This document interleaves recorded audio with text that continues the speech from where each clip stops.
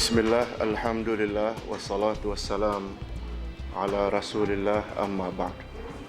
Hadirin dan hadirat, Assalamualaikum warahmatullahi wabarakatuh. Alhamdulillah, kita bersyukur kehadirat Allah Azza wa Jalla. Berkat taufiknya kita dapat hadir dalam majlis ini dalam rangka usaha kita untuk memperbaiki ibadat kita kepada Allah dari masa ke masa. Nabi Muhammad sallallahu alaihi wasallam pernah berpesan kepada salah seorang sahabat. Apa kata Nabi?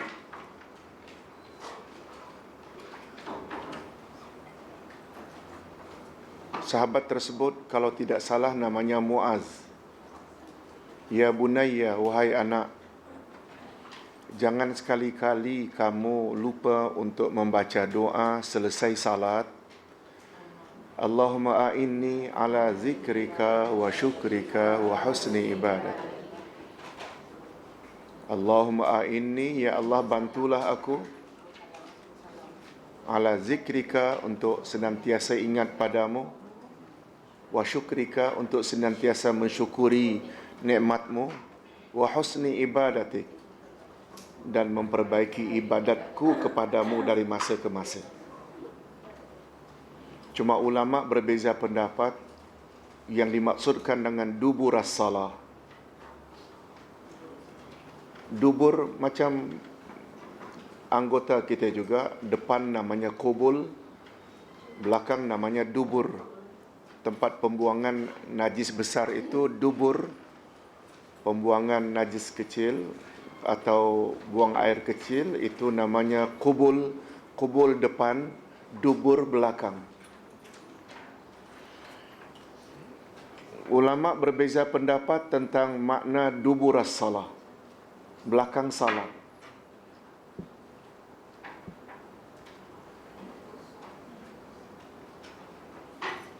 Kalau sampan, kolek atau apapun kenderaan, yang namanya dubur itu yang belakang. Jadi ulama berbeza pendapat tentang makna dubur as-salah. Jangan lupa baca doa ini pada dubur as-salah, belakang salat. Ada yang mengatakan after salam, dan ada yang berpendapat before salam. Before salam maksudnya setelah tahiyat.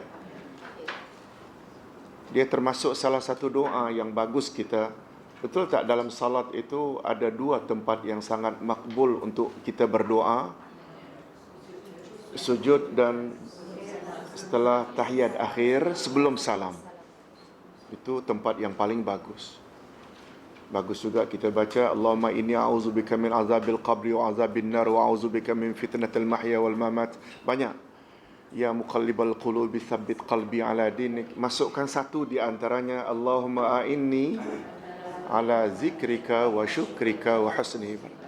Ada pula yang berpendapat setelah salam, setelah kita istighfar, baca ayatul kursi, subhanallah 33, alhamdulillah 33, lalu dalam doa itu pun termasuk dubur as-salah juga.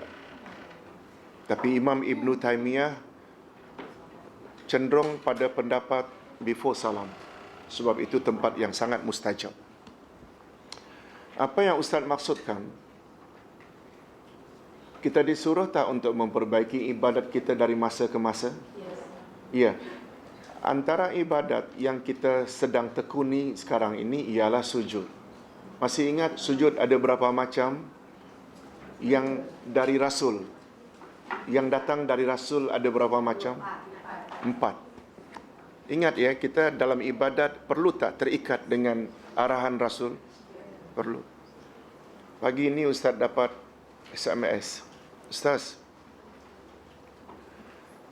jangan tersinggung, pertanyaan saya agak sensitif. Saya amalkan wirid Rasulullah pagi petang yang Ustaz susun. Tapi saya lihat ada kekurangan. Boleh tak Ustaz tambah untuk edisi berikutnya dengan surat Al-Fatihah? Ustaz jawab, terima kasih di atas pertanyaannya. Kata Ustaz, menulis yang berkaitan dengan agama mesti amanah. Tidak ada satu dalil dari Rasulullah menjadi amalan tetap beliau, amalan pagi petang surat Al-Fatihah. Oleh sebab itu, Ustaz tidak boleh menambah sesuatu yang tidak ada dalil dari Rasul.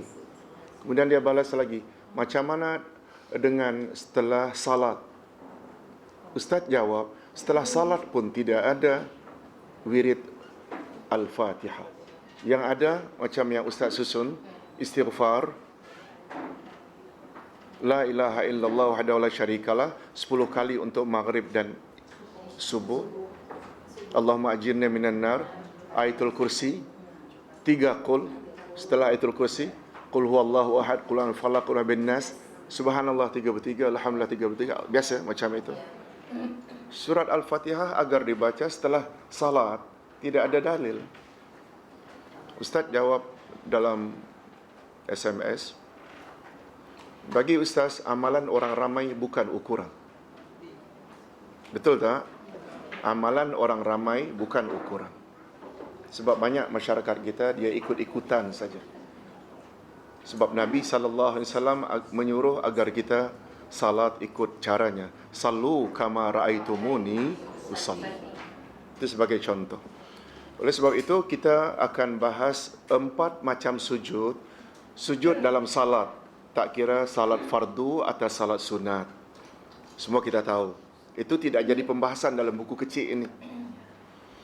Buku kecil ini membahas atau fokus kepada 3 macam sujud saja. Sujud tilawah, nama lainnya sujud sajdah.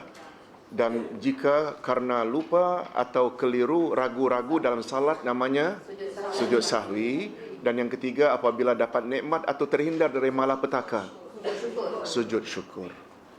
Nah, satu lagi, salat syukur tak wujud. Oleh sebab itu, selesai akad nikah, lalu salat 2 rakaat. Tak.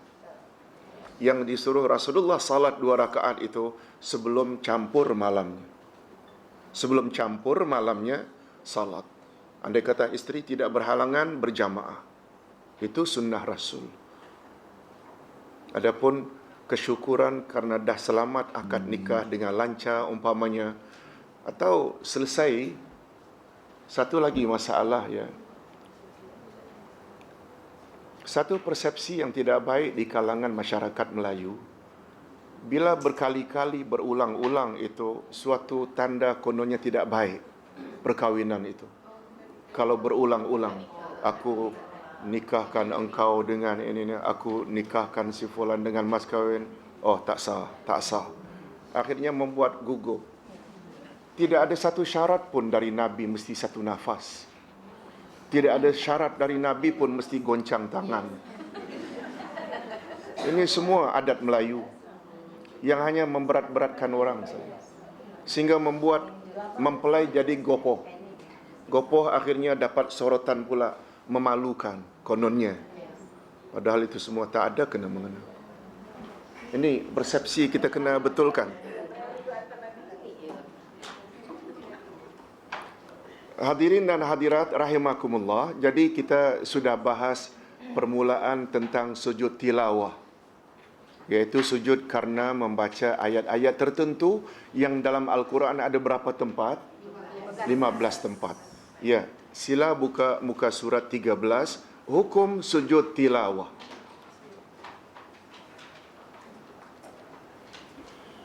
Menurut jumhur fuqaha, sujud tilawah hukumnya sunat bagi siapa yang membaca ayat sajadah dan juga sunat bagi orang yang mendengarnya. Rupanya hukum sujud tilawah ini atau sujud sajadah bukan saja disunatkan kepada yang membaca, tapi juga yang mendengar. Tapi yang mendengar ini sujud ada syaratnya nanti.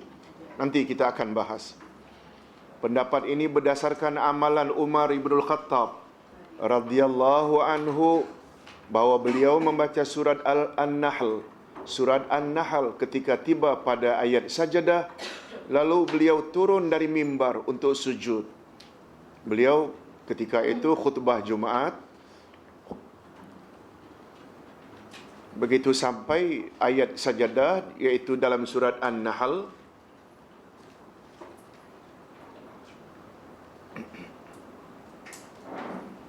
maknanya ayat berapa?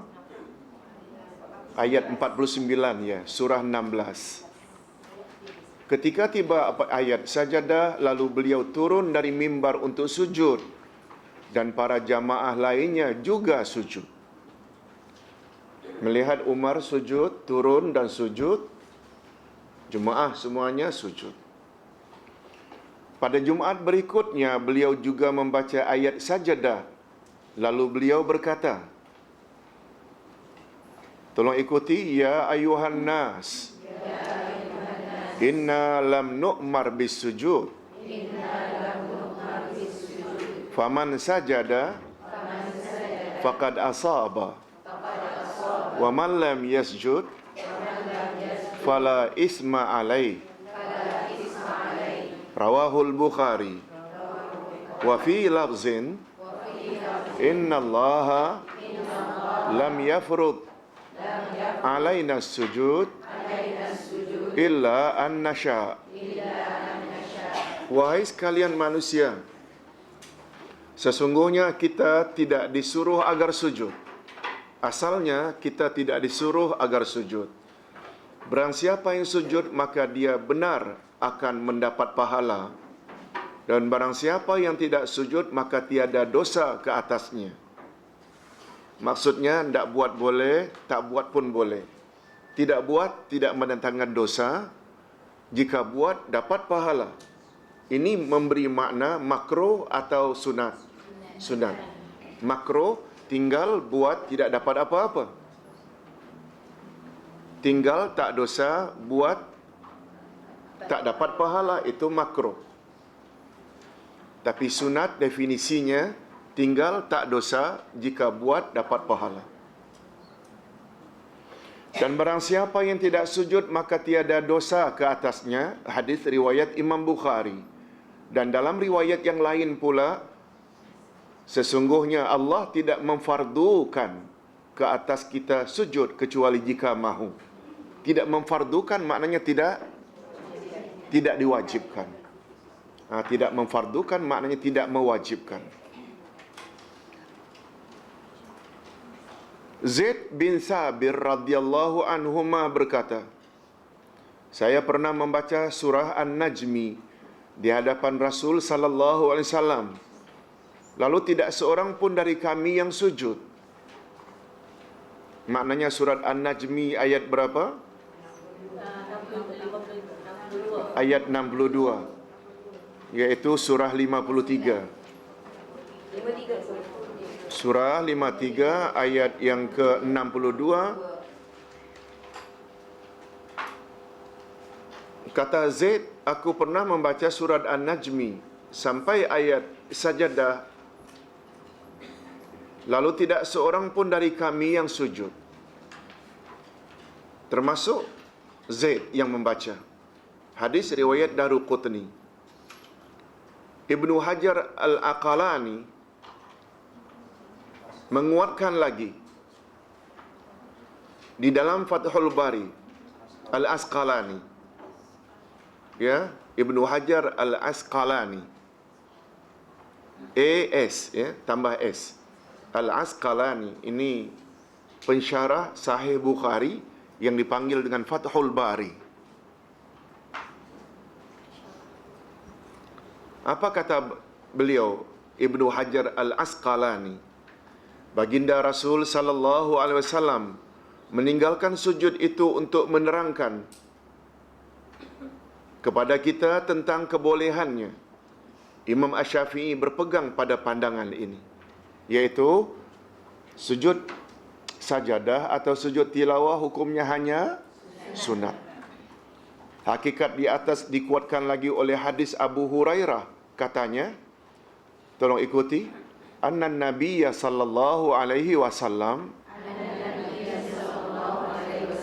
sajada fi suratin najmi wa sajadna ma'ah. Sesungguhnya Nabi SAW sujud dalam surah An-Najmi, lalu kami pun sujud bersama baginda. Hadis riwayat Al-Bazzar dan Daruqutni. Menurut Al-Hafiz di Al-Fath, yakni Fathul Bari, rijalnya siqat. Maknanya periwayat hadis ini dapat dipercayai. Daripada Abdullah bin Mas'ud, anna Nabiya sallallahu alaihi wasallam qara'a wan najmi fasajada fiha wa sajada man kana ma'a ghaira anna shaykhan min Quraisy akhadha kaffan min hasan aw turabin farafa'ahu fi jabhatihi wa qala yakfini hadha. Qala Abdullah faqad ra'aituhu ba'd qutila kafiran. Rawahul Bukhari wa Muslim. Lihat, bahaya kalau ada orang yang buat lain dari yang disuruh Rasul. Ini dia. Sesungguhnya Nabi SAW membaca surah An-Najmi, yang sepatutnya ada tak ayat yang kita disuruh sujud? Lalu baginda sujud di dalamnya, dan sujud pula orang-orang yang hadir bersamanya. Hanya saja seorang laki-laki tua dari Quraisy mengambil segenggam batu kerikil atau tanah, lalu diangkatnya batu kerikil dan tanah itu ke dahinya, diletaknya, sambil berkata, cukuplah ini bagiku. Lalu komen Abdullah bin Mas'ud, sesungguhnya aku melihat dia tidak lama kemudian orang tua itu, tidak lama dari peristiwa itu, dia dibunuh dalam keadaan kafir. Na'udzubillah min zalik. Nampak tak keingkaran orang tua itu? Ya, dia buat macam Hindu buat, kan? Kapur ke atau macam itu? Cukuplah aku dengan cara begini. Boleh tak Ustaz golongkan orang tua itu sudah mereka-reka cara ibadat baru? Yes. Kalau tak sujud, sudahlah, tak dosa. Tapi kalau ingin dapat pahala, sujud. Bukan dengan mengangkat mana-mana debu letak di dahi. Betul tak? Akhirnya keingkaran itu mengakibatkan dia mati dalam keadaan kafir tak lama kemudian. Syekh As-San'ani berkata di dalam kitabnya Subul Salam, menurut jumhurul fuqaha, jumhur maknanya majority, fuqaha plural dari faqih, iaitu pakar ilmu fiqh. Jumhurul fuqaha iaitu majority atau kebanyakan ulama dalam ilmu fiqh berpendapat hukum sujud tilawah adalah sunat. Sedangkan Abu Hanifah pula berkata hukumnya wajib, bukan fardu. Abu Hanifah membagi fardu lain, wajib lain. Wajib ini yang mesti, tidak boleh tidak. Kalau wajib ini tak sampai ke peringkat wajib. Kalau yang wajib ni tidak sampai ke peringkat wajib, tetapi lebih tinggi dari sunat.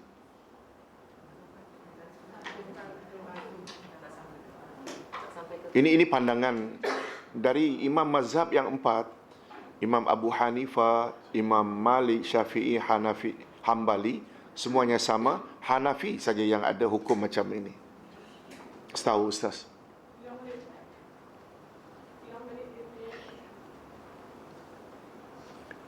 Jumhurul fuqaha mengatakan bahawa sujud sajadah hukumnya sunat, kecuali Hanafi. Hanafi kata hukumnya wajib, tapi bukan fardu.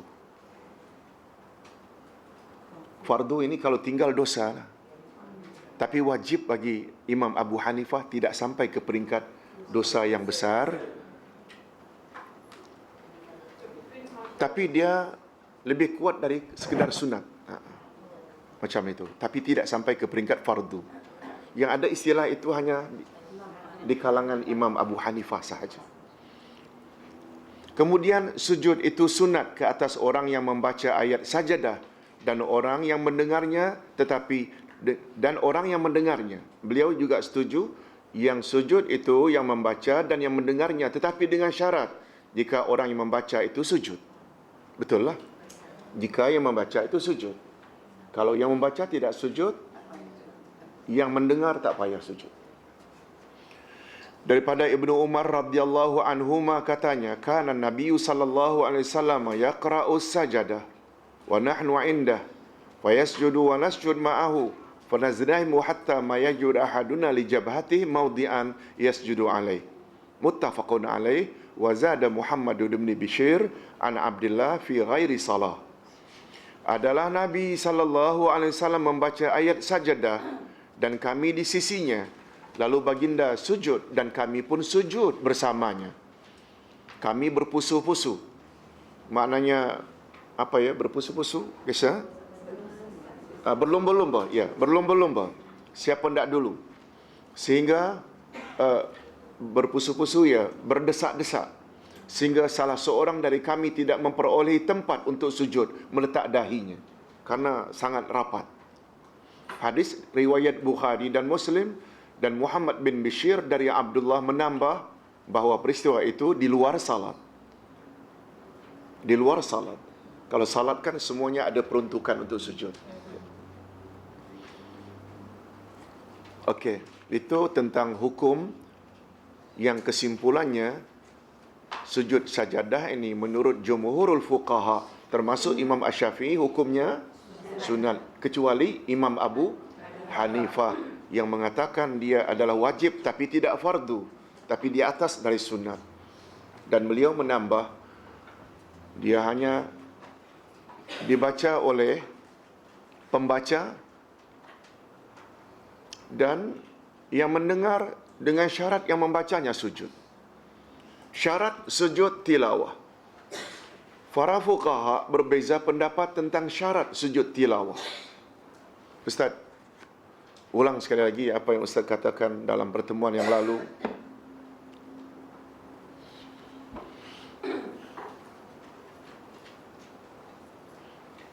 Sujud yang dibenarkan ada 4. Kalaupun ada yang kelima namanya sujud bid'ah. Sujud bid'ah, sujud yang tidak ada arahan dari Nabi.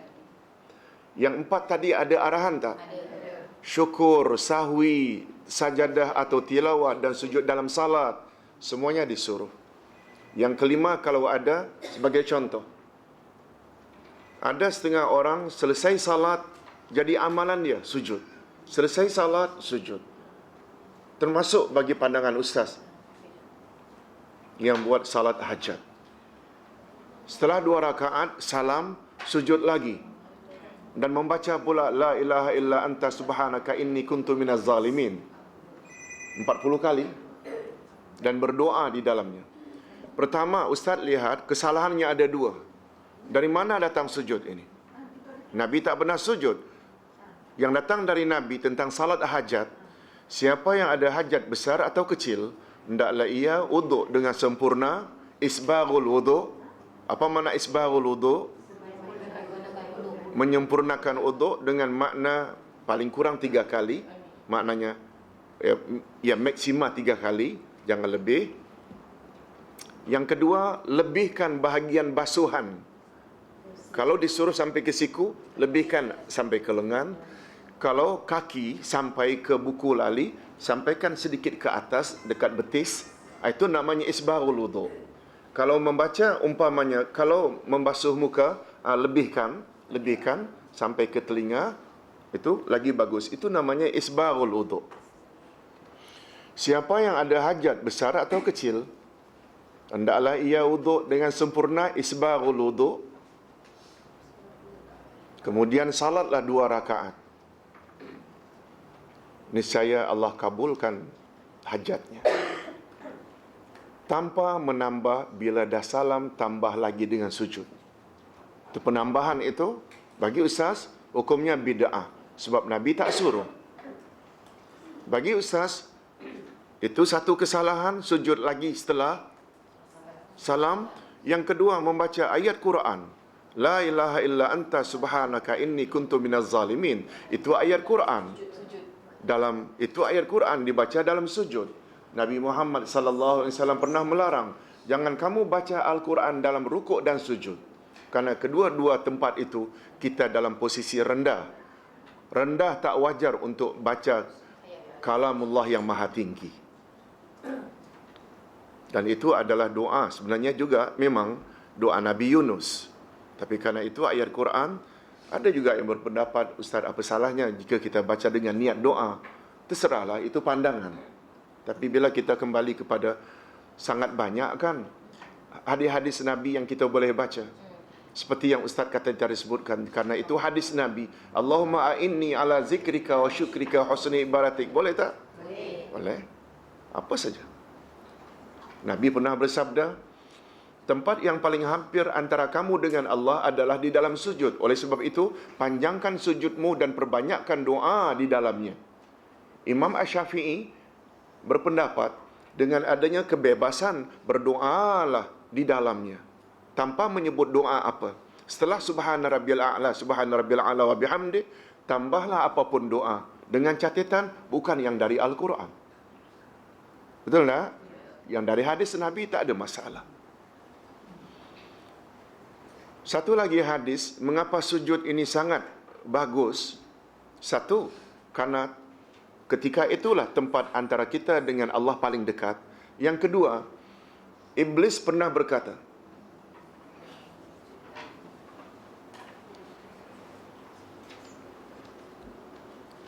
apabila anak cucu Adam sujud, kata Nabi, Iblis akan menangis tersedu-sedang sambil berkata, oh anak cucu Adam, disuruh sujud lalu mereka sujud, bagi mereka syurga.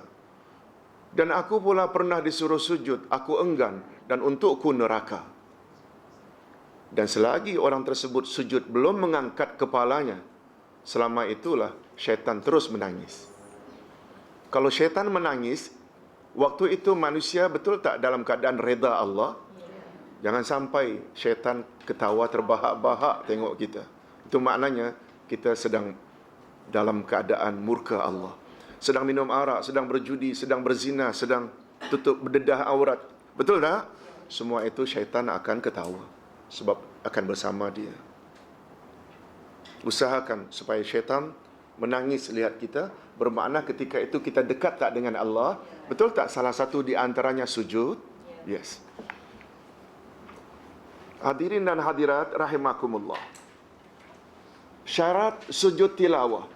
Para fuqaha berbeza pendapat tentang syarat sujud tilawah. Apakah disyaratkan pada sujud tilawah dengan apa yang disyaratkan pada salat? Betul tak salat? Barulah sah syaratnya tutup aurat, menghadap kiblat, mesti uduk dahulu, mesti suci dari hadas dan najis.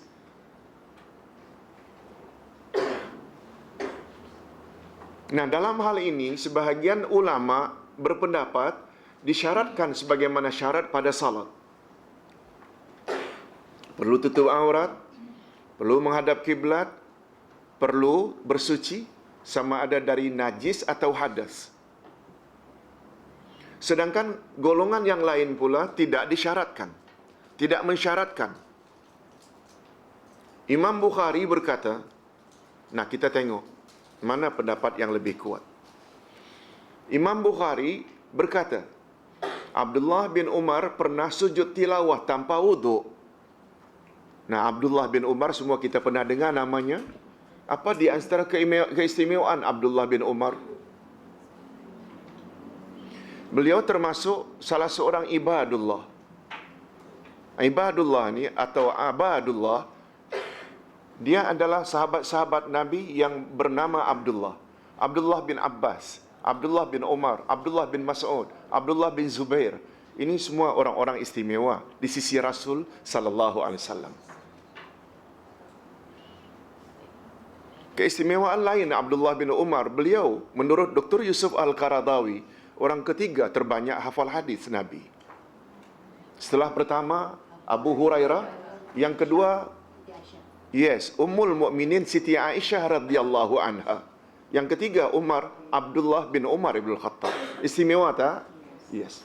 Orang ketiga terbanyak hafal hadis Nabi sallallahu alaihi wasallam menurut analisis Dr. Yusuf Al-Qaradawi.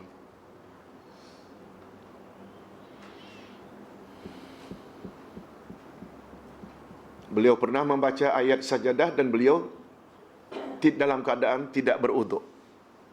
Maknanya, amalan para sahabat boleh tak kita jadikan ikutan? Yes. Namun demikian, Abdullah bin Umar pernah berkata,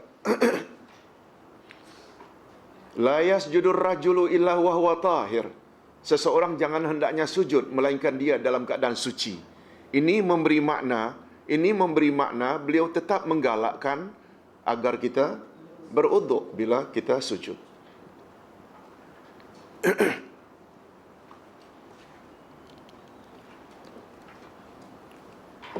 Mungkin ada yang tanya, Ustaz, tidakkah itu bermakna bercanggah apa yang beliau cakap dengan yang beliau buat? Jangankan Abdullah bin Umar, Rasulullah pun pernah berbuat begitu. Jangan kita langsung mengambil kesimpulan, oh, cakap tak serupa bikin. Sabda Rasul sallallahu alaihi wasallam, apabila kamu ingin akikah anakmu yang laki-laki, baby laki-laki, sembelihlah 2 ekor kambing, sedangkan anak perempuan 1 ekor. Tapi dalam praktiknya, ketika baginda mengakikahkan cucunya Hasan 1 ekor, tahun berikutnya Hussein juga 1 ekor. Nah, ulama hadis combine 2 hadis ini, yang dalam ilmu hadis disebut taufiq. Dikombainkan, digabungkan 2 hadis yang sahih ini. Hadis Nabi itu kan ucapan Nabi, perbuatan Nabi, ikrar Nabi dan sifat Nabi. Ini seolah-olah apa yang Nabi ucap bercanggah dengan apa yang Nabi buat. Semuanya hadis dan kedua-duanya sahih. Lalu taufik, bila kita combine disiplin ilmu hadis, bila dua-dua sahih, tak boleh kita tinggalkan. Kita hendaklah combine. Bila kau combine 2 riwayat itu, rupanya 2 ekor kambing untuk anak lelaki hanya lebih afdal. Namun demikian, bila hanya seekor, sudah sah. Sebab Nabi tahu, tak semua umatnya mampu 2 ekor kambing. Malah seekor kambing pun ada yang tak mampu. Akhirnya, 5 ekor ayam. Jangankan ayam, arnab pun tak boleh. So, ada saya ukurannya. Ustaz buat contoh, mungkin banyak kita tak tahu. Hadis Nabi, kedua-duanya sahih. Apa yang Ustaz baca. Berakhirnya salat Isya adalah muntasifil lail, midnight. Muntasifil lail, midnight, tengah malam. Riwayat yang lain sampai azan subuh.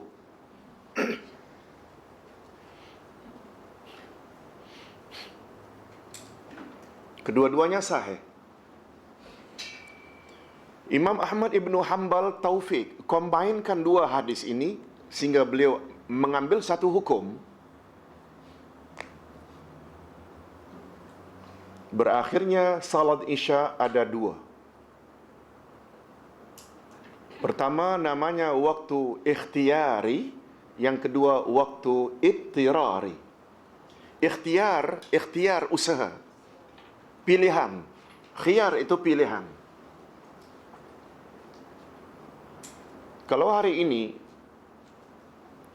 8.27 Isya, 8.27, boleh tak kita salat Isya jam 9, 9.30, 10, 11, 11.30? Boleh. Kita boleh pilih.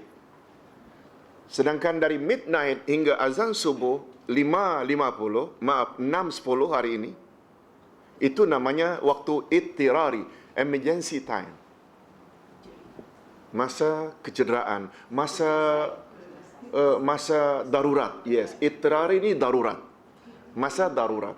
Umpamanya dari JB, kita balik malam, pakaian tak begitu bersih, kita rushing, nak kejar sesuatu, ada yang sakit ke, sampai di rumah umpamanya ke destinasi jam 3 pagi. Okey, no problem. Itu namanya emergency, ittirari. Dapat faham Ustaz? Dia tak bercanggah, cuma kita kena pandai. Dan dalam hal ini, bila tak mampu sendiri, kita kena tanyalah orang-orang yang tahu. Betul tak? Sebagai contoh, Jadi Umar ibn al-Khattab, Abdullah bin Umar ibn al-Khattab, singkat dengan Ibnu Umar, beliau pernah tak sujud sajadah tanpa wuduk? Tapi beliau pernah komen, hendaknya jangan sujud kecuali dalam keadaan suci. Bila kita combine, maknanya hukumnya apa? Afdal atau sunat, dapat pahala. Tapi bila tidak, sujud tilawahnya tetap sah dan dapat ganjaran sujudnya. Lalu jika digabungkan antara perbuatan dan ucapan Ibnu Umar di atas, maka bersuci hanya diwajibkan ke atas orang yang berhadas besar sahaja. Nah, dalam hal ini, bila orang itu berhadas besar, dia mesti mandilah, mesti mandi. Adapun dalam keadaan tidak berhadas besar, bila ia berwuduk hanya lebih afdal. Namun tanpa wuduk juga sah. Hadirin dan hadirat, pada asalnya tidak disyaratkan bersuci kecuali untuk salat. Pada asalnya tidak diwajibkan bersuci kecuali untuk salat. Nabi Muhammad sallallahu alaihi wasallam pernah bersabda, kita ada belajar dalam pedoman salat, miftahus salah al-wudu wa tahliluhu takbir wa tahrimuhu takbir wa tahliluhu taslim. Tolong ulang. Miftahus salah al-wudu wa tahrimuhu at-takbir wa tahliluhu at-taslim. Kunci salat adalah wudu. Yang mengharamkan jika salat adalah takbiratul ihram. Apa yang tadinya boleh kita buat, minum ke bergerak banyak, dengan takbiratul ihram jadi haram. Amal itu dibuat. Dan yang menghalalkannya balik adalah salam. Bila dah salam, tak minum, tak bergerak, tak menoleh ke kiri ke kanan, bercakap, dah tak ada masalah. Betul tak kalau begitu, bahawa salat tidak sah kalau tak wuduk? Itu salat. Sekarang yang kita bahas bukan salat tapi sujud. Ini alasan orang yang mengatakan bahawa wuduk bukan menjadi syarat. Dalil-dalil yang datang daripada Rasulullah sallallahu alaihi wasallam agar bersuci adalah salat, sedangkan sujud pula bukan salat. Demikian juga syarat-syarat yang lain seperti menghadap kiblat. Namun demikian adalah lebih afdal sekiranya sujud tilawah di luar salat itu dilakukan dalam keadaan bersuci dan menghadap kiblat. Termasuk tak menutup aurat? Syarat atau tidak? Untuk sujud tilawah? Ayalah, maksud Ustaz, tidaklah menutup aurat sempurna kan? Umpamanya kita dalam rumah, di atas sofa, habis isyak umpamanya, atau rehat jam 10, baca Quran sampai sejadah dalam keadaan tidak pakai telekung, tidak menutup aurat sepenuhnya, leher nampak, lengan nampak barangkali, boleh sujud tak? Boleh. Sebab itu bukan syarat. Namun demikian, bila dalam keadaan menutup aurat, menghadap kiblat, wuduk pula, itu lagi bagus. Ya. Nah ini ibu-ibu, Ustaz sangat suka bimbing jemaah, kalau boleh kita naik tarafkan kita daripada taklid kepada ittiba'. Faham istilah ini? Taklid maknanya mengikut tanpa mengetahui dalil. Taklid, orang kita selalu menyebut mengikut secara membuka tuli, atau membabi buta, atau buta khinzir buta. Sedangkan ittiba' pula mengikut, memang mengikut juga tapi tahu dalil-dalilnya. Tak semestinya hafal dalil itu, tapi confirm. Macam kita tadi sebut itu, mana yang lebih tinggi di sisi Allah antara ittiba' dengan taklid? Ittiba' lebih tinggi ganjarannya di sisi Allah, karena kita amal penuh dengan, sebab Nabi pernah bersabda, la ibadata bila tafaqquhin. Tak ada guna ibadat tanpa kefahaman.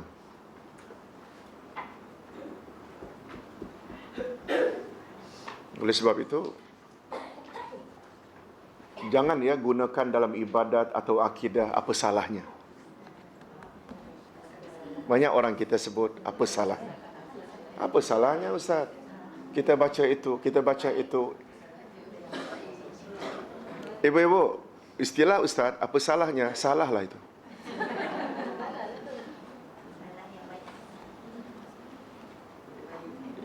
Kalau Rasul tidak tetapkan itu di situ tempatnya, Ustaz buat contoh. Seorang sahabat pernah bersin. Acim. Allahumma salli ala Muhammad wa ala ali Muhammad. Lalu sahabat tanya, wahai sahabat, mengapa kamu baca salawat sempena bersin? Salawat itu kan bagus.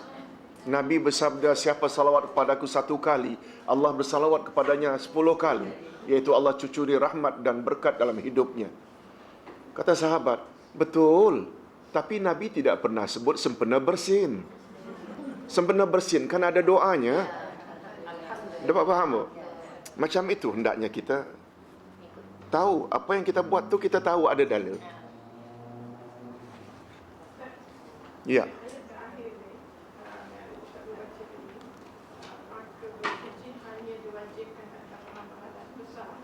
Yes.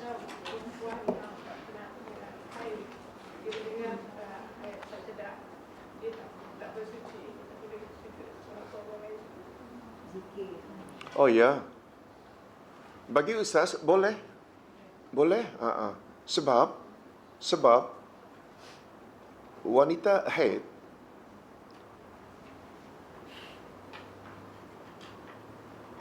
mereka boleh beruduk.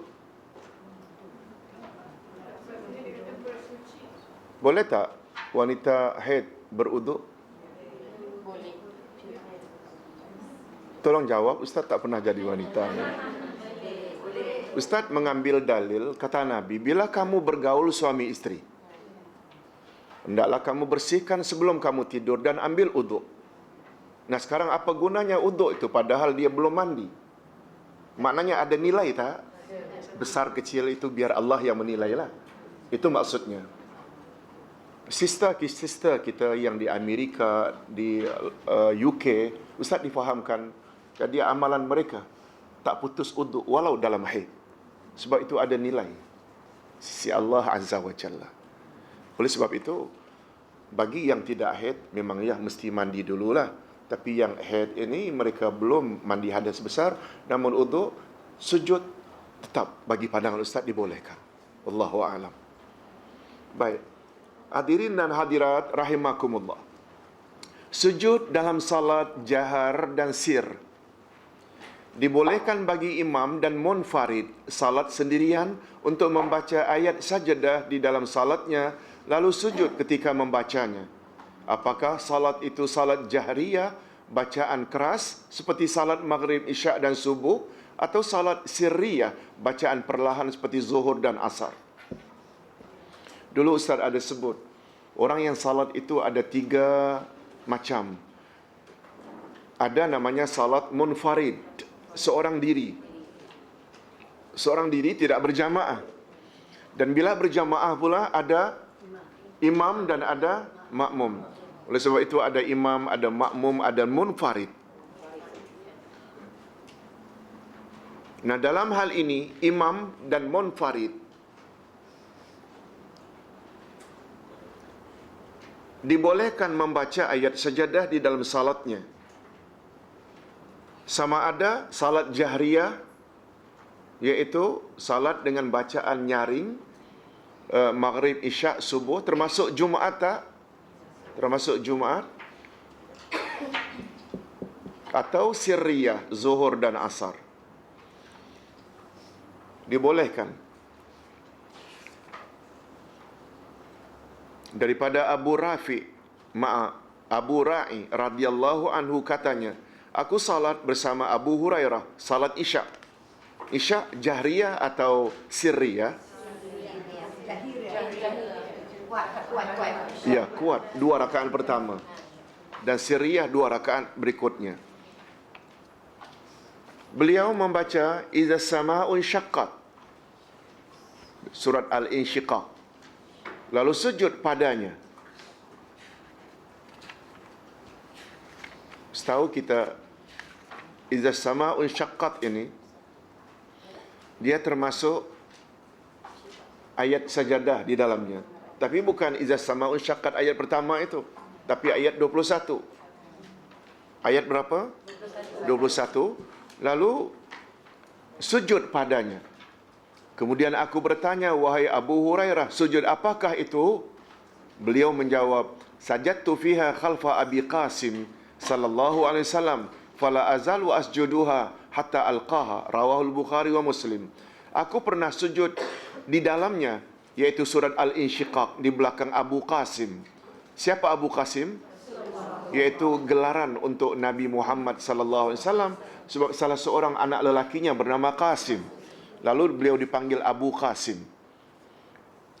Setengah ulama mengatakan ini gelaran khas untuk Nabi Muhammad sahaja. Walaupun umatnya ada anak bernama Qasim, anak tua, tak boleh dipanggil Abu Qasim, sebab itu gelaran khas untuk Nabi. Ustaz dipanggil Abu Fawaz. Anak ustaz yang paling tua namanya Fawaz. Jadi Abu ini biasanya anak yang paling tua. Tapi kalau di kalangan umat anak paling tua bernama Qasim, sebaiknya jangan, ganti kepada yang kedua. Kata setengah ulama, sebab ini special untuk Nabi. Seperti umpamanya kata Nabi, siapa yang berpuasa pada hari Syak, bermakna ia telah berbuat maksiat terhadap Abu Qasim. Faham kita hari Syak? Apa dia hari Syak? Maknanya hari maknanya hari apa? Hari ragu-ragu. Yaitu 29 Sya'ban. 29 Sya'ban tengok anak bulan. Bila nampak esok tak jadi 30 Sya'ban, tapi jadi 1 Ramadan. Walaupun ini jarang-jarang nampak. Tapi bila tak nampak anak bulan, hendaklah disempurnakan Sya'ban jadi 30. Esok tak puasa, lusanya baru 1 Ramadan. Nah, 30 ini itu namanya hari Syak. Nabi menggunakan istilah, siapa yang puasa hari Syak, bermakna ia telah bermaksiat terhadap Abu Qasim. Siapa Abu Qasim? Rasulullah sallallahu alaihi wasallam. Banyak hadis-hadis macam itu. Jadi supaya jangan keliru, Abu Qasim jangan digunakan untuk gelaran umatnya. Hadirin dan hadirat rahimakumullah.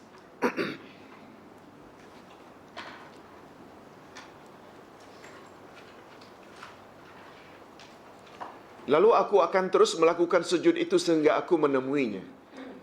Maknanya ini semua dalil-dalil sujud dalam salat, sama ada jahar atau sir. Dari Umar ibn Khattab radhiyallahu anhu, anna Nabiy sallallahu alaihi wasallam sajada fi raka'atil ula min salati az-zuhri fara'a ashabuhu annahu qara'a ala alif lam at-tanzil as-sajdah. Rawahul Hakim wa sahahu ala syarti syaikhain. Sesungguhnya Nabi sallallahu alaihi wasallam sujud pada rakaat pertama dari salat zuhur. Nah, ini pula salat apa? Salat sir. Yang tadi salat jahar isyak, yang ini pula zuhur waktu siang. Lalu para sahabat berpendapat bahawa baginda sallallahu alaihi wasallam membaca surat Alif Lam Mim As-Sajdah. Hadis riwayat Al-Hakim katanya sahih atas syarat Bukhari Muslim. Kesimpulan. Bismillah.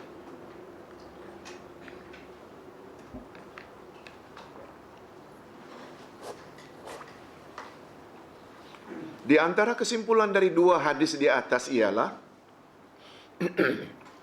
dibolehkan membaca ayat-ayat sajadah dan sujud sajadah di dalam salat. Apakah salat itu salat jahar atau salat sir? Demikianlah pendapat jumhurul fuqaha. Apa makna jumhurul fuqaha? Kebanyakan pendapat ulama fiqh. Adapun pendapat Imam Abu Hanifah, Abu Hanifah selalu berbeza. Dibolehkan hanya pada salat jahriyah dan hukumnya makruh pada salat sirriyah.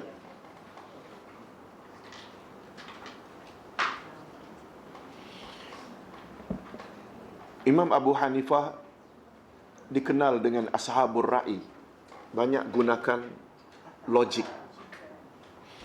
Bila salat itu salat sirriyah, imam tak baca apa-apa, tak didengar oleh makmum. Ketika selesai untuk rukuk, bila umpamanya, bila qiyam itu, Allahu Akbar, dalam minda makmum, rukuklah itu. Laki-laki boleh lihat, jemaah perempuan, apalagi pada akhir zaman ni, bertabir pula. Tak nampak. Rukuklah makcik itu. Tiba-tiba imam kata, Allahu Akbar, Subhanallah, kata makcik. Sebab imam sepatutnya baca Sami Allahu liman hamidah. Sebab dia sedang rukuk. Jemaah makmum laki-laki nampak sujud, sajadah, lalu sujud. Allahu Akbar memang tepatlah untuk naik. Dapat faham? Menggelabah, kalang kabut. Logiknya kan macam itu. Itu sebabnya dalam Islam tak ada tabir antara laki-laki dan wanita. Zaman Nabi. Zaman Nabi lagi sensitif. Nabi. Oleh sebab itu tabir atau tirai tak salah. Tapi 3 orang lebih kurang, paling kurang, bahagian yang tengah itu 3 orang, buka 3 orang. Supaya mereka jadi panduan bagi yang lain. Kalau dia sujud, sajadah, yang lain pun akan turut. Oh, rupanya dia nampak, dia tak nampak, imam pun tak apa, asal nampak makmum laki-laki yang belakang.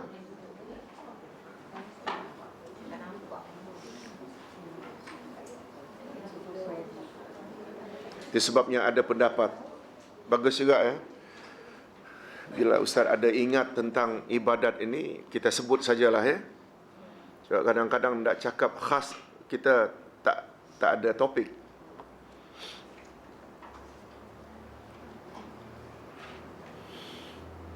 Tentang saf, kata Nabi, sebaik-baik saf laki-laki paling depan, seburuk-buruk saf laki-laki paling belakang. Sebaik-baik saf wanita paling belakang. Sebaik-baik saf wanita, seburuk-buruk saf wanita paling depan.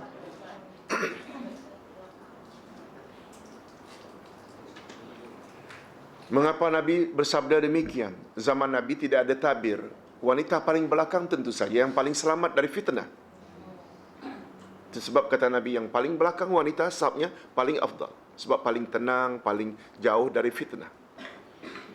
Ulama fiqh berpendapat, jika antara makmum laki-laki dan makmum jemaah perempuan ada tabir, maka hadis itu hendaklah difahami.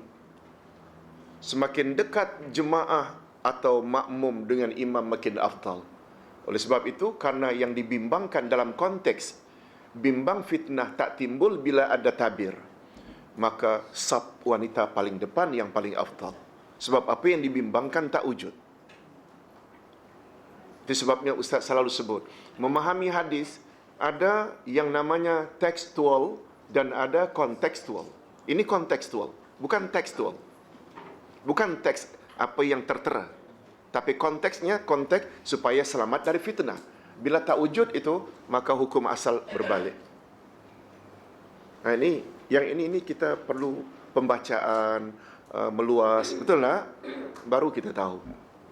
Ustaz ingin kongsi, rupanya jangan kita bila ada tabir tetap berdasarkan hadis itu, sebab konteksnya tak kena.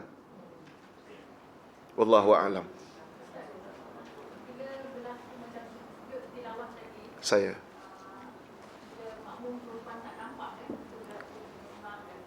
ya.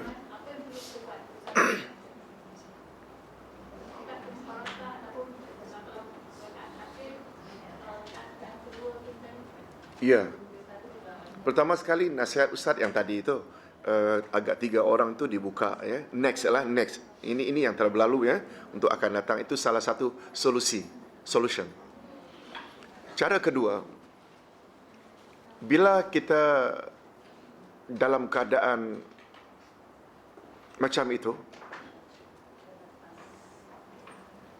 di antara caranya mufarakah.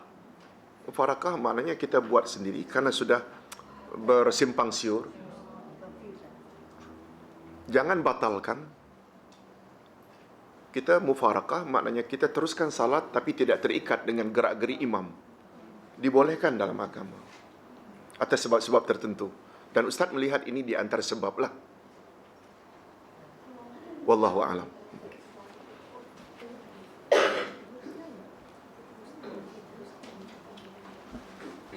Sebab kita yang di belakang tak akan pula ke depan kita singkap pula tabir lah, imam sedang buat apa. Orang kita tak akan buat itu. Ya. Kalau di negeri-negeri Middle East, dia tak ada tempat untuk wanita untuk berjemaah dengan lelaki. Dia punya tempat bilik asing. Tapi dia kuatkan mic. Macam tu macam mana kita boleh ke salat jemaah dengan imam?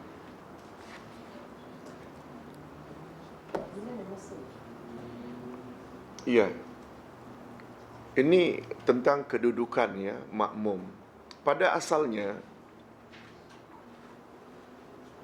Ustaz nak betulkan sedikit ya, apa yang dalam buku. Kebetulan anak Ustaz tanya, dia mengajar di sekolah rendah. Kurikulum tu mengatakan begini bila kedudukan saf bila berjamaah.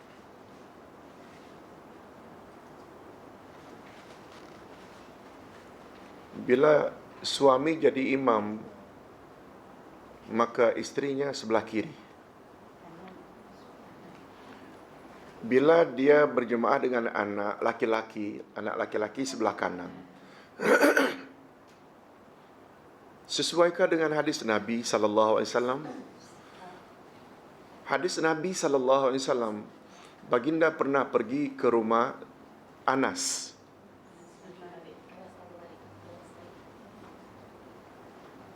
Ketika itu Anas masih kecil.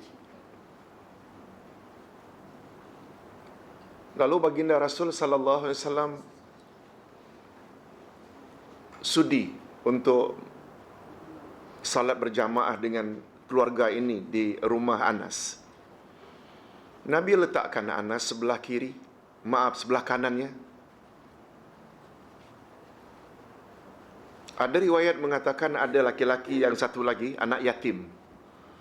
Lalu Nabi letakkan Anas dan anak yatim di belakangnya, dan ibu Anas di belakang Anas.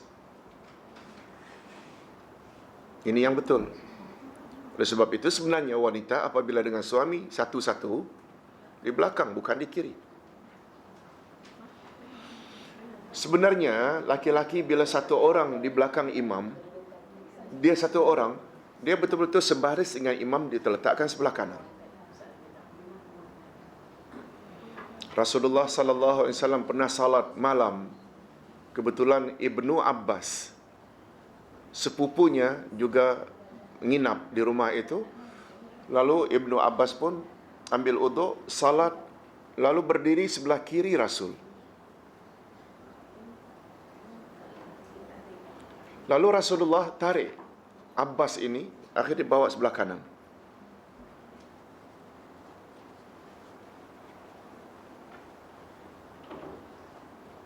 Ini menunjukkan laki-laki satu orang bila jadi imam hendaklah sebelah kanan. Ini riwayat. Ini berlaku pada diri Ustaz sendiri. Setelah Ustaz berimam dengan isteri 3 hari yang lalu, isteri di belakang, Ustaz depan. Cuma di samping Ustaz ini ada meja, ada kursi.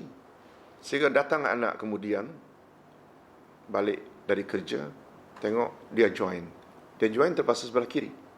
Ustaz ambil sikap berjalan di depannya, melangkah ke sebelah kiri tu 2, sehingga posisi Ustaz sebelah kanan dia.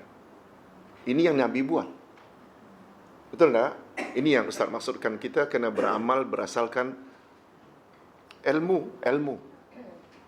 Sekali lagi, kedudukan laki-laki bila satu orang sebelah kanan. Bila perempuan satu orang di belakang imam. Nah, urutannya di belakang imam adalah laki-laki dewasa. Kalau kanak-kanak itu ramai, dapat disatukan, boleh disatukan, letak di bersamaan. Tapi apabila tidak aman mereka bermain, boleh di celah-celah kaum dewasa. Sebenarnya, meletakkan kanak-kanak di belakang, dalilnya tidak kuat. Tidak kuat. Sebab besar kemungkinan dia akan bermain. Apalagi setengah-setengah anak yang coba mak bapa ingin biasakan ke masjid, dia tak boleh tinggal dengan bapaknya. Bapak pun bimbang dia akan ke mana-mana berjalan. Sebenarnya dalil yang kuat dari Nabi, dia boleh berada di sisi bapaknya walaupun dia mencelah-celah. Istilah orang kita pula putus saf. Betul tak? Sebenarnya tak macam itu. Jadi berbalik apa yang tadi Syam tanya? Solat wanita. Oh, ya. Apabila bilik wanita itu berasingan, dibolehkan asal mereka itu boleh dengar. Tapi, ya, tak boleh lihat. Tapi tolong ya, konsep ini jangan dibawa ke Mekah. Banyak yang salat dalam hotel karena dengar suaranya, dengar. Itu ulama tidak berpendapat begitu. Tapi yang tadi itu Ustaz kira karena masjidnya sempit ke atau atas sebab-sebab tertentu, dia ada bilik khas untuk wanita, boleh insya-Allah. Allahu a'lam. Ya.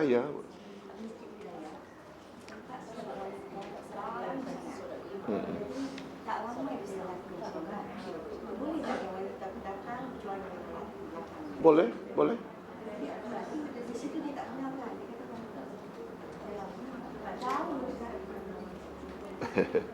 Itu masalah pentadbiran aja. Yang kedua, para makmum hendaklah mengikuti imamnya dalam hal ini. Makmum dalam sujud sajadah hendaklah mengikuti imamnya dalam hal ini. Jika imamnya sujud, maka mereka pun sujud walaupun mereka tidak mendengar bacaan imamnya. Faham itu? Makmum tadi, kalau imam sujud, hendaklah sujud walaupun mereka tak dengar bacaan imam. Lebih-lebih lagi salat sir.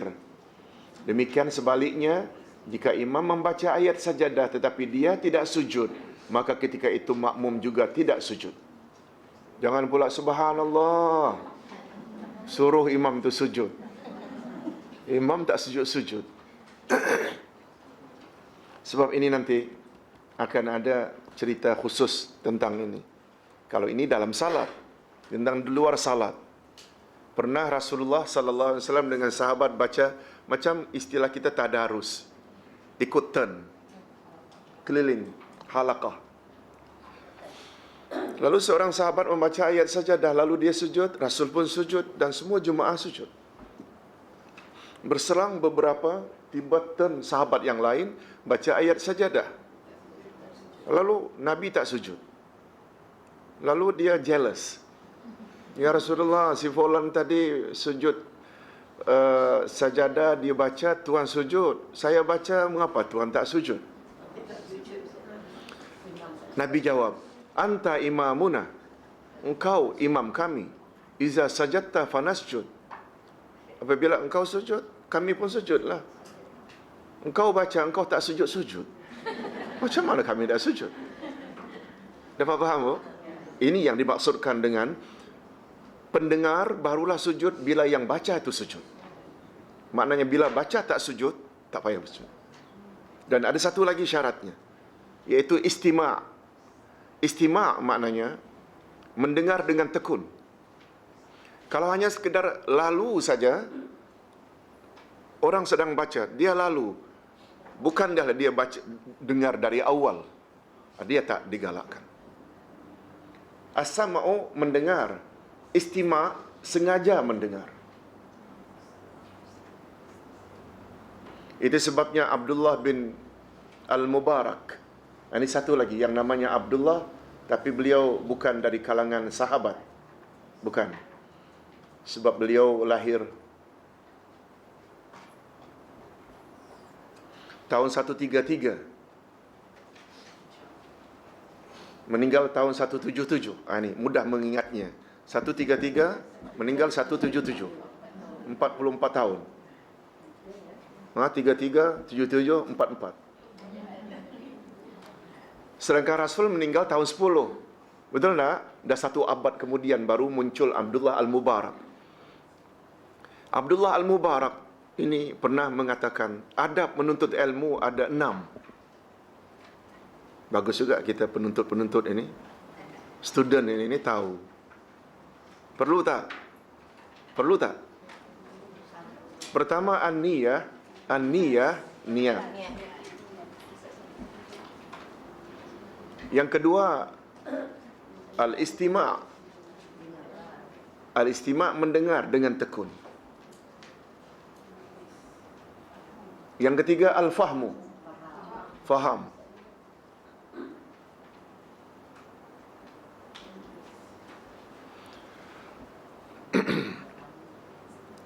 Yang keempat, al-hifz. Simpan dalam memori. Yang kelima, al-amal. Yang ketujuh, baru an-nashru. Sebar-sebarkan. Yang keenam, an-nashru. Sebar-sebarkan.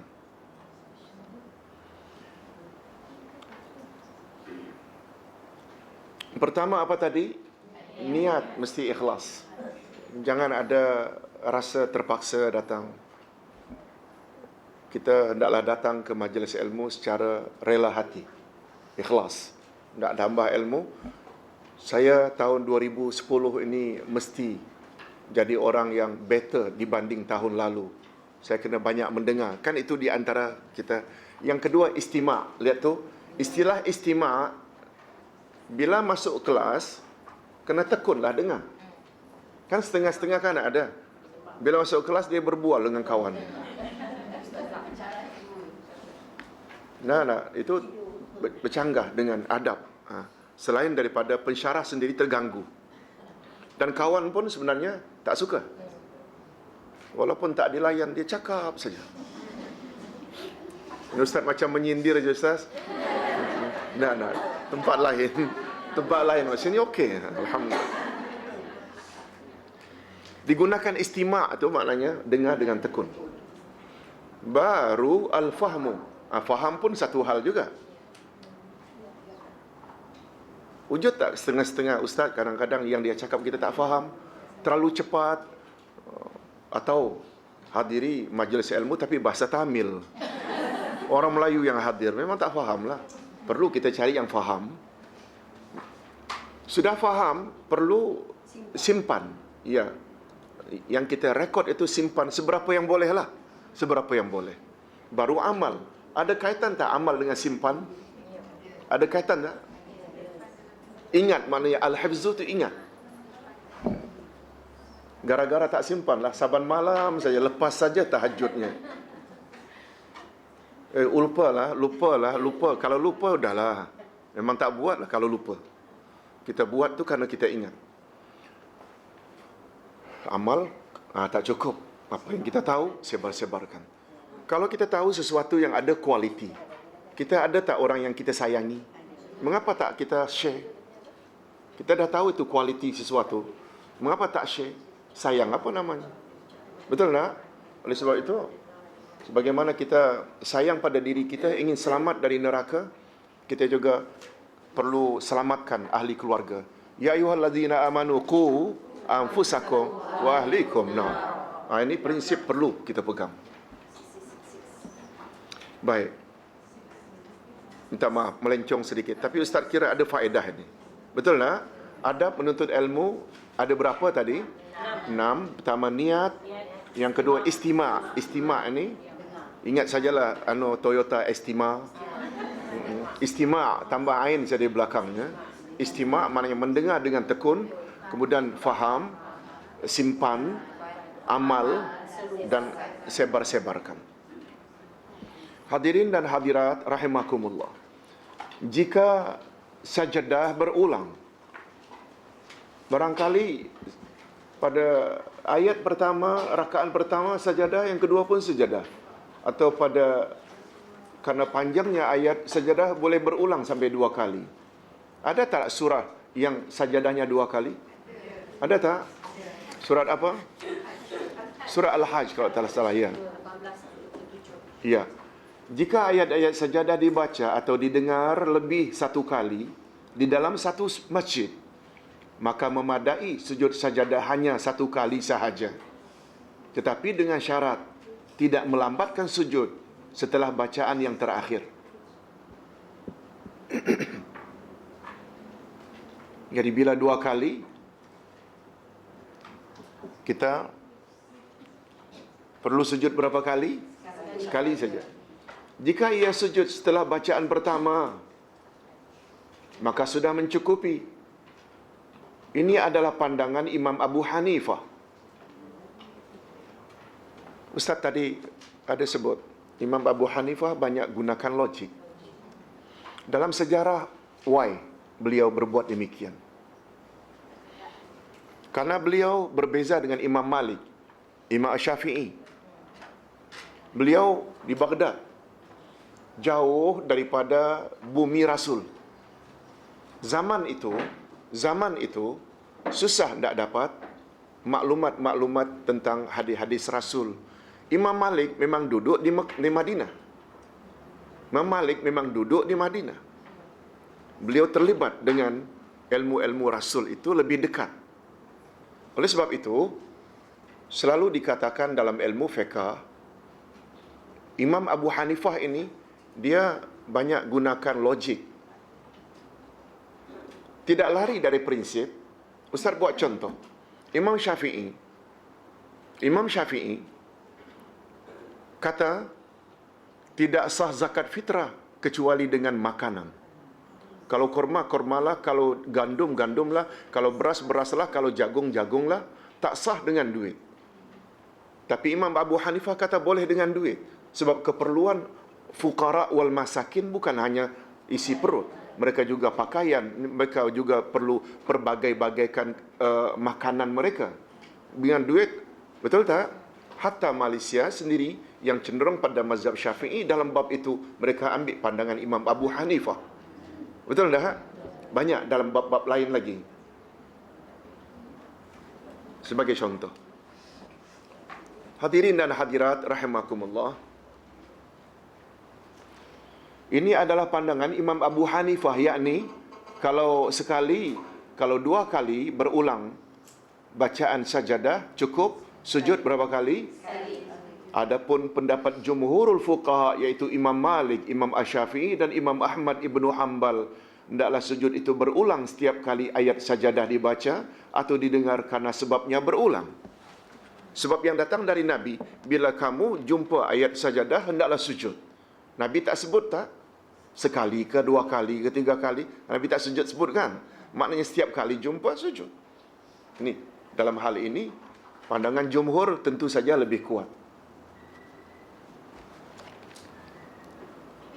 Bilakah pendengar perlu sujud? Ini dia yang Ustaz tadi ada ceritakan sedikit. Para fuqaha bersepakat atau ijma' bahawa perintah agar sujud sajadah pada asalnya ditujukan kepada orang yang membaca ayat sajadah sahaja. Apakah ketika itu dia dalam salat atau di luar salat? Nah, hadirin dan hadirat, di antara 3 macam sujud, sahwi, syukur, sajadah,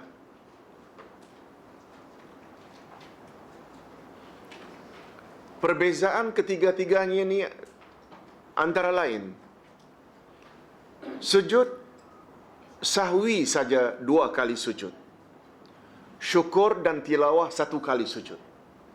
Betul tak?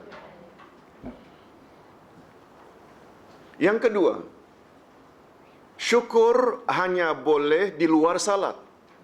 Sujud sahwi hanya boleh dalam salat. Sajadah boleh dalam dan luar. Nampak tak? Macam itu perbezaannya. Walaupun kita belum bahas, tapi untuk ingatan. Jadi sajadah ini dalam salat boleh, di luar salat pun boleh. Jadi dalam hal ini, menurut mereka, maaf, para fuqaha bersepakat atau ijma' bahawa perintah agar sujud sajadah pada asalnya adalah untuk yang membaca ayat sajadah sahaja, apakah ketika itu dia dalam salat atau di luar salat. Mereka berbeza pendapat tentang orang yang mendengar ayat sajadah yang dibaca oleh orang lain. Apakah ketika itu orang yang mendengar itu juga disuruh sujud atau tidak? Imam Abu Hanifah berpendapat orang yang mendengarnya juga digalakkan sujud. Dalam hal ini tidak ada perbezaan di antara yang mendengar itu lelaki ataupun wanita.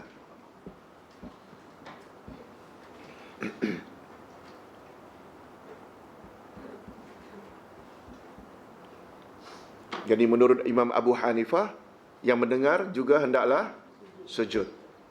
Imam Malik berpendapat orang yang mendengar itu digalakkan sujud jika memenuhi dua syarat. Nah, Imam Malik pula menetapkan dua syarat. Pertama, jika ia sengaja duduk untuk mendengar bacaan Al-Quran. Ini yang Ustaz maksudkan istima' tadi. Dia sengaja memang tak dengar. Yang kedua, jika orang yang membaca ayat sajadah itu sujud. Ini riwayat tadi. Ada sahabat yang jealous karena tak mau sujud. Kata Nabi, anta imamuna. Engkau imam kami. Bila kau sujud, kami akan sujud. Bila kau tak sujud, kami tak layak sujud. Hal ini diperkuat lagi oleh hadis Ibnu Umar radhiyallahu anhu, katanya, kana Nabi sallallahu alaihi wasallam yaqra'u sajada wa nahnu indah wa yasjud wa nasjudu ma'ahu wa nazdahimu hatta ma yasjudu ahaduna jabhati mawdi'an yasjudu alaih. Wa zada Muhammad ibn Bishir an Abdullah fi ghairi salatin. Ini hadis ini berulang macam hadis asal tadi. Adalah Nabi membaca ayat sajadah dan kami di sisinya, lalu baginda sujud dan kami pun sujud bersamanya. Kami berpusu-pusu, berebut-rebut, sehingga salah seorang dari kami yang tidak memperolehi tempat untuk sujud meletakkan dahinya. Hadis riwayat Bukhari dan Muslim. Dan Muhammad bin Bishir daripada Abdullah menambah di luar salat. Hadis riwayat Muslim. Imam Asy-Syaukani berkata, para fuqaha berbeza pendapat tentang orang yang tidak mendapat tempat untuk sujud. Orang yang tidak mendapat tempat untuk sujud, apa mereka patut buat? Ibnu Umar berkata, ia sujud di punggung saudaranya, di belakangnya. Ini pendapat Al-Kaifiyun, Al-Kufiyun, Ahmad dan Ishaq. Adapun Atha' dan Az-Zuhri, hendaklah sujudnya ditangguhkan sehingga saudaranya yang lain mengangkat kepala mereka dari sujud. Kemudian dia baru sujud di tempat itu, bila tidak ada tempat. Ini juga adalah pendapat Imam Malik dan jumhurul fuqaha. Selanjutnya Imam Asy-Syaukani menambah, hadis di atas menunjukkan adanya galakan atau disyariatkan sujud tilawah atau sujud sajadah bagi orang yang mendengar ayat-ayat sajadah dibaca jika orang yang membaca itu sujud. Ada tak galakan yang mendengar juga sujud, tapi dengan syarat yang membaca sujud? Daripada Atha' bin Yasir radhiyallahu anhu, katanya, seorang lelaki membaca as-sajadah di sisi Rasulullah sallallahu alaihi wasallam. Ketika tiba pada ayat sajadah, dia pun sujud, lalu Nabi pun sujud. Ini dia cerita tadi. Kemudian membaca pula sahabat yang lain as-sajadah di sisi baginda Rasul. Ketika sampai ayat sajadah, Nabi tidak sujud. Lalu sahabat berkenaan bertanya, ya Rasulullah, sahabat itu membaca as-sajadah di sisimu, lalu Tuhan sujud. Dan ketika aku yang membacanya, Tuhan tidak sujud. Nabi Muhammad sallallahu alaihi wasallam hanya menjawab, tolong ikuti, kunta imamana falau sajadta sajadtu. Engkau adalah imam kami, jika engkau sujud, niscaya kami pun akan sujud pula. Hadis riwayat Imam Asy-Syafi'i di dalam musnadnya. Hadis ini menguatkan lagi hujah bahawa orang yang mendengar hanya akan sujud sajadah jika orang yang membaca itu sujud. Namun demikian, para fuqaha berbeza pendapat tentang syarat mendengar tersebut. Syarat mendengar. Jumhur mensyaratkan dia mestilah mendengar. Inilah pandangan Al-Itra, Abu Hanifah, Syafi'i dan sahabat-sahabatnya. Imam Asy-Syafi'i menambah, syarat bagi orang yang mendengar itu mestilah dengan maksud mendengar.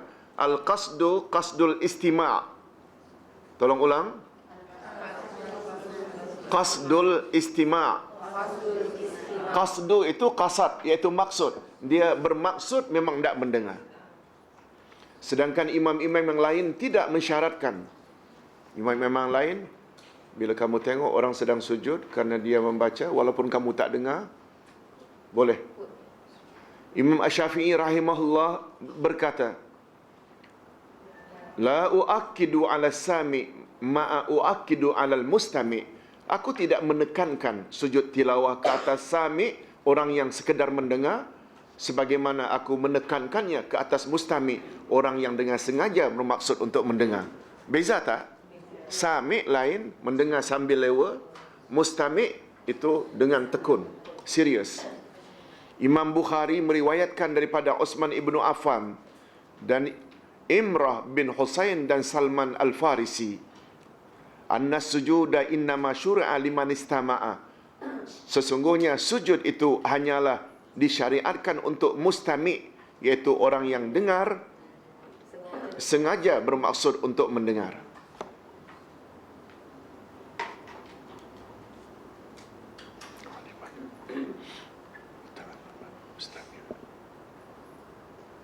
Itu sebabnya Nabi Muhammad sallallahu alaihi wasallam pernah bersabda, tolong ikut, kun aliman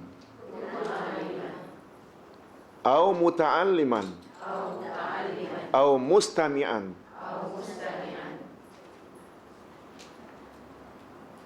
fala takun rabi'an fatahlak. Jadilah kamu orang aliman, maknanya orang yang berilmu. Au muta'alliman, atau orang yang belajar. Muta'allim itu belajar. Alim orang yang mengajar, muta'allim ini orang yang belajar. Au mustami'an, atau orang yang mendengar. Nak register masuk universiti umur 60. Dah tak boleh terima lagi.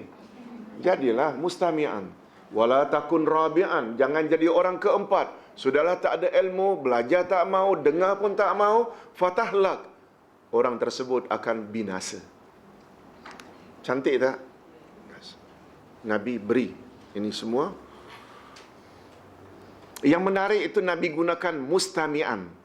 Maknanya, bila ingin jadi pendengar, mesti jadi pendengar yang tekun. Itu sebabnya dalam bahasa Arab atau di dalam negeri Arab, mana-mana universiti, orang yang terlambat datang untuk register, dah terlepas dah SEM, tinggal sebulan lagi orang yang akan, dia dibolehkan untuk masuk kelas sebagai mustami'. Mendengar saja. Dia tidak diambil apa-apa bayaran, tapi untuk masuk next semester, dia baru register. Namanya mustami'. Cantik kan? Ya. Hadirin dan hadirat rahimakumullah. Imam Al-Baghawi berkata, disunatkan bagi mustami' sujud jika orang yang membaca itu sujud. Tetapi jika dia yang membaca tidak sujud, maka orang yang mendengar tidak disunatkan sujud. Adapun Imam Malik dan Imam Asy-Syafi'i berkata, jika orang yang mendengar itu tidak sengaja, tidak dengan sengaja duduk untuk mendengar, maka dia ada pilihan apakah sujud dan sebaliknya, atau sebaliknya tidak sujud. Boleh dua-dua. Hadirin dan hadirat, ini dulu yang dapat Ustaz sampaikan untuk hari ini. Sila kalau ada yang ingin tanya.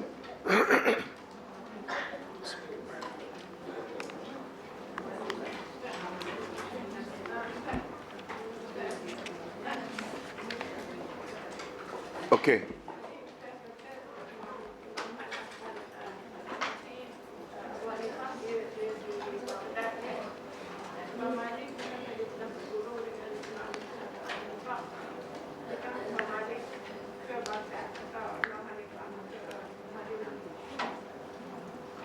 Ustaz tidak pasti. Tidak pasti. Ya. Di antara imam itu mereka saling jumpa sebagaimana Imam Ahmad Ibnu Hanbal berguru pada Syafi'i, Syafi'i berguru pada Malik. Ya.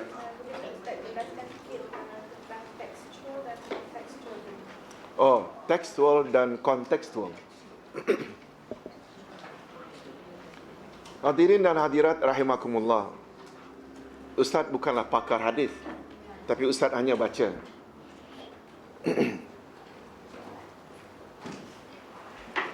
Dalam memahami hadis, kita tidak boleh semata-mata tekstual.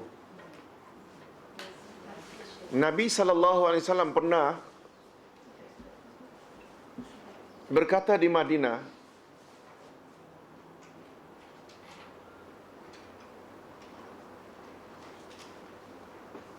janganlah kamu buang air menghadap ke barat, karena barat itu, Ustaz tak pasti karena barat itu atau timur ke, yang itu tu Ustaz tak pasti. Karena bila orang Madinah menghadap ke arah tersebut, bermakna menghadap Kaabah.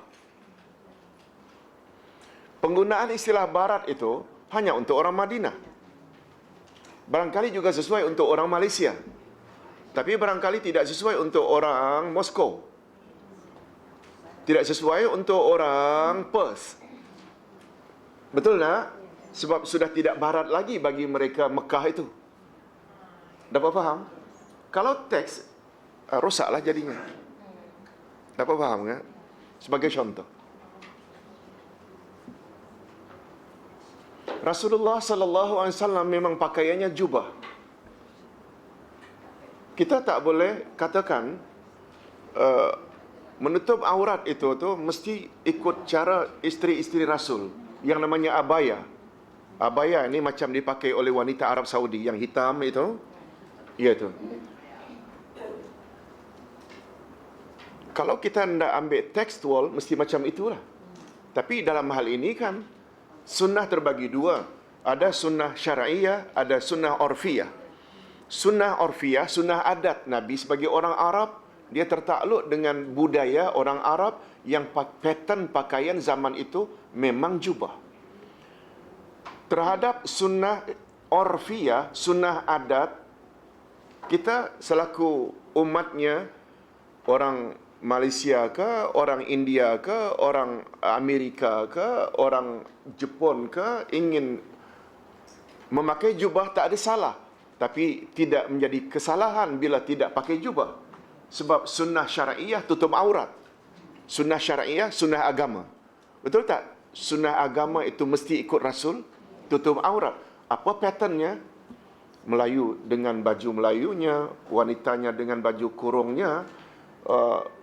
Kalau kita pergi ke Jepun lain pula, pergi ke India, Pakistan lain pula. Pokoknya tutup aurat itu sunnah syar'iyah, adapun pattern itu sunnah orfiyah. Oleh sebab itu, ustaz kita ada ke mana-mana dia pakai jubah, silakan. Tapi dia jangan cuba salahkan yang berpakaian macam ini, yang tidak pakai serban umpamanya. Nah, ini semua orfiyah. Dapat faham ya? Ada teks, ada konteks. Ustaz contohkan tadi macam pandangan ulama fiqh lah. Sebaik-baik saf wanita paling belakang, itu hadis. Seburuk-buruk saf paling depan. Konteksnya supaya apa? Supaya tak timbul fitnah. Tapi bila ada tabir atau tirai, dah tak timbul fitnah, maka paling depan lebih afdal. Ustaz ingat satu lagi ketika Ustaz menjawab email yang Ustaz terima dari Qatar, tanya tentang memakai magnet. Orang-orang tertentu memakai magnet, dia pakai gelang. Hadis melarang laki-laki memakai gelang, berhias. Ustaz kata, bila kita periksa dengan cermat larangan Nabi lelaki di zamannya memakai gelang karena itu tangkal. At-tama'imu syirkun, tangkal adalah azimat. Tetapi hari ini, magnet-magnet tertentu berdasarkan penyelidikan dia ada unsur-unsur boleh kesihatan, boleh melancarkan perjalanan darah. Oleh sebab itu, dipakai gelang. Dengan tujuan-tujuan tertentu, supaya jemaah haji tidak sesat. Atau bila sesat, dapat dikesan. Dipakai gelang oleh tabung haji, namanya dan adresnya. Itu, kalau tak salah juga, askar, dia pakai gelang, pakai ini. Atau umpamanya orang yang ada penyakit-penyakit tertentu, pitam, dia ini, supaya dia dalam keadaan begitu, dia tak tahu, tak beritahu, pisan, apa yang dia patut buat. Orang boleh baca dan orang akan hantar di hospital atau obat apa yang sesuai. Betul tak? Ini maksudnya, larangan itu jangan diambil dalam bentuk tekstual, tapi kontekstual. Macam itu, contoh-contoh. Oh, ada Al-Quran tekstual dengan kontekstual. No. Quran tidak. Itu untuk hadis sahaja. Al-Quran dia berlaku hingga ya. Cuma bila ada percanggahan, ini ayat Quran, bila ada percanggahan, kita kena combine. Ada namanya nasikh mansukh. Nasikh mansukh. Nasikh ini yang mengcancelkan. Mansukh yang di-cancel, yang dibatalkan. Yang membatal dan yang dibatalkan. Ustaz buat contoh. Allah Subhanahu wa taala berfirman, apabila orang-orang yang mempunyai kekayaan harta dekat atau merasa akan meninggal dunia, akan mati, hendaklah dia berwasiat hartanya untuk ibu bapaknya.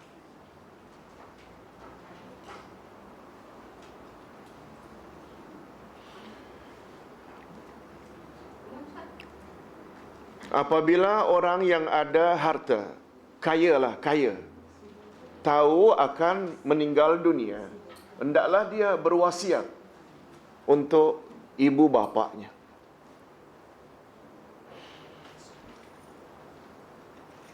Ayat ini turun lebih dahulu dari ayat faraid, di mana mak dan bapa ada bahagian tertentu, 1/8 ke, 1/4 ke, kan ada bahagian-bahagian itu. Ini jadi mansukh. Wasiat kepada mak bapa ini jadi mansukh, terbatal dengan ayat faraid.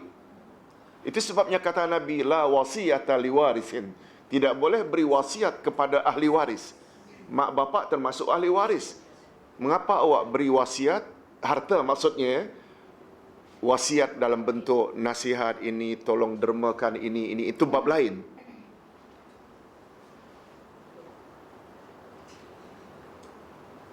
Ada ayat menyuruh supaya menghadap Masjidil Aqsa ketika salat. Ada ayat pula menyuruh menghadap Masjidil Haram Mekah. Ini mansukh, terbatal dengan adanya ayat yang berikutnya, iaitu menyuruh menghadap hanya situ saja. Dia bukan istilahnya tekstual dan kontekstual. Allahu a'lam. Minta maaf, sekarang dah 10:11 ada orang meninggal dekat sana. Inna lillahi wa inna ilaihi raji'un. Bagus juga karena abangnya tadi harap sangat supaya Ustaz kalau mana-mana tempat tolong doakan. Siapa yang kenal, mungkin ada yang kenal, duduk di Taman Tun. Pernah dengar nama Pak Wahab? Pak Wahab ni. Anaknya kan ada Abdul Ghani, Ahmad Ghani. Orang Singapura. Asalnya Palembang, duduk Singapura, kemudian hijrah ke Malaysia. Adiknya itu, yang perempuan itu, Nafisah namanya. Dipanggil Jan selalu, Jan. Meninggal. Sesak nafas sebentar saja. Masuk hospital, meninggal. Malam tadi. Kita doa bersama. A'udzubillahi minasyaitanirrajim. Bismillahirrahmanirrahim. Alhamdulillah rabbil alamin, hamdan yuwafi ni'amahu yukafi'u mazidah. Ya Rabbana lakal hamdu kama yanbaghi li jalali wajhikal karimi wa azimi sultanik. Allahumma inna natawassalu ilaika bi asma'ikal husna wa sifatikal ulya an tunazzila alaina ar-rahmah wal barakah wal maghfirah khasatan li ruhin Nafisah binti Abdul Wahhab bi rahmatika ya arhamar rahimin.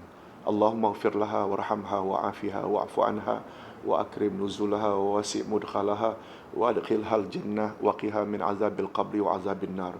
اللهم اجعل قبرها روضة من رياض الجنة ولا تجعل قبرها حفرة من حفر النار. وصلى الله على نبينا محمد وعلى آله وصحبه أجمعين. الحمد لله رب العالمين. سبحانك اللهم وبحمدك أشهد أن لا إله إلا أنت أستغفرك وأتوب إليك. السلام عليكم ورحمة الله وبركاته.